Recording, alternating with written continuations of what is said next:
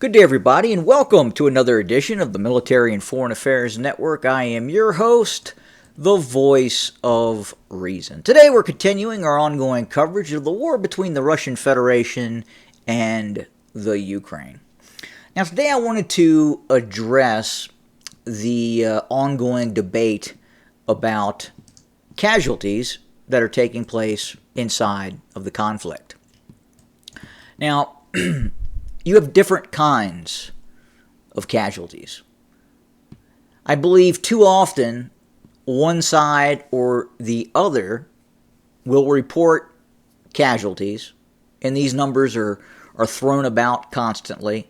500 casualties in one day, 1,000 casualties in one day, 900 casualties in one day, X amount of casualties total. Now, what does that mean? Now, you have different types of casualties. Obviously, the most serious casualties are the casualties in which the combatant cannot return to the battlefield. That is going to be a killed in action or so seriously wounded that individual will not be able to return to the battlefield. Now, in some cases, individuals not being able to return to the battlefield have suffered absolutely no physical impairment. They have been part of such a traumatic situation, or they just inherently are afraid of battle, in the stress of battle, that they can't do it. That they have to be permanently put into the rear. Even at the threat of incarceration, they don't care. They do not want to go to the front. So again, the first level of casualties obviously is killed in action. Secondly is wounded so severely. This is traumatic brain injuries, organ damage, amputations. And obviously, amputations do not always mean that they can't return to the battlefield. We've seen that happen.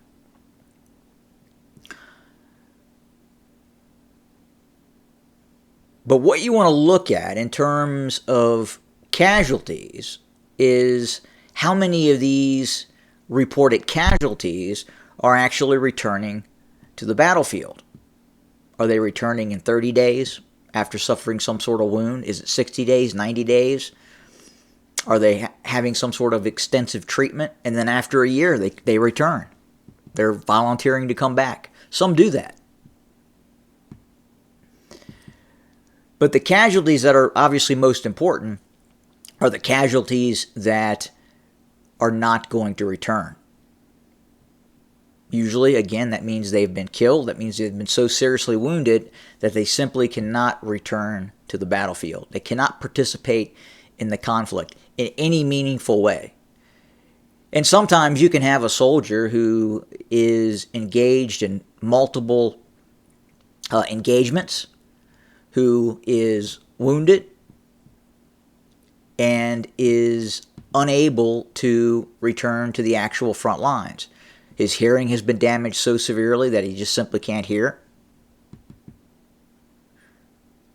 But that soldier could provide an impact through training other soldiers, other new recruits.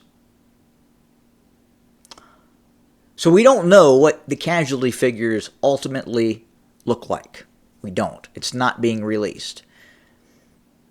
And at this point, the Russians don't report really anything other than a daily tally of what they believe the Ukrainians have suffered, and they just say casualties.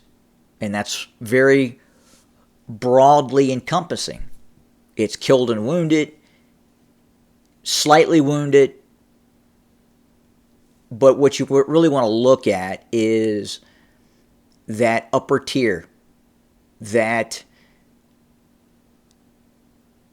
segment of casualties in which they've either been killed in battle or so severely wounded that they cannot participate in any way.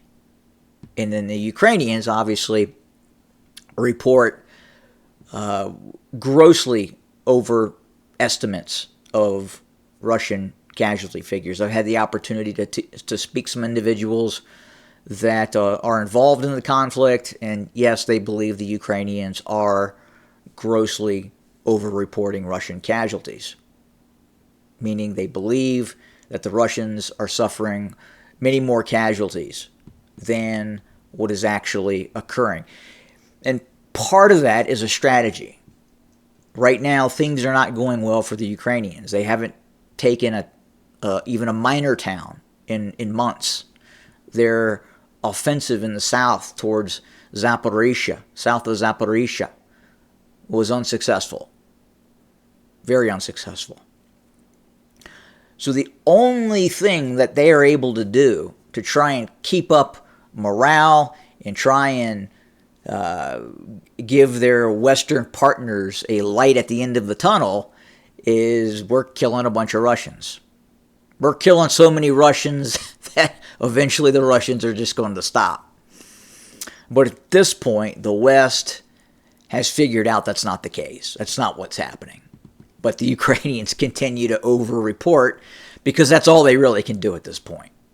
That's all they can do. They can't say, hey, we accomplished this battlefield objective. I mean, look, you can go to the Avdiivka sector right now and see exactly what is happening on a Ukrainian-supported site. And this is what we're looking at. And it's just methodical drive that the Russians continue to do. And part of that is capability. The Ukrainians just don't have the same capability in terms of these GLONASS guided bombs. I know I've talked about that quite a bit, but it is having a major impact on this conflict. The Ukrainians do not have the ability to respond in kind in the volume and level that the Russians are hitting these various aim points all across Ukraine and on the front lines. They just don't have that kind of capability. And striking these targets, these hundreds of targets per day, is causing a lot more casualties. So the only thing the Ukrainians really can do at this point is just create this overestimate of Russian casualties. That's all they're able to do. For the good of their own population, who supports the war effort, or still supports the war effort, and we know that is decaying rapidly.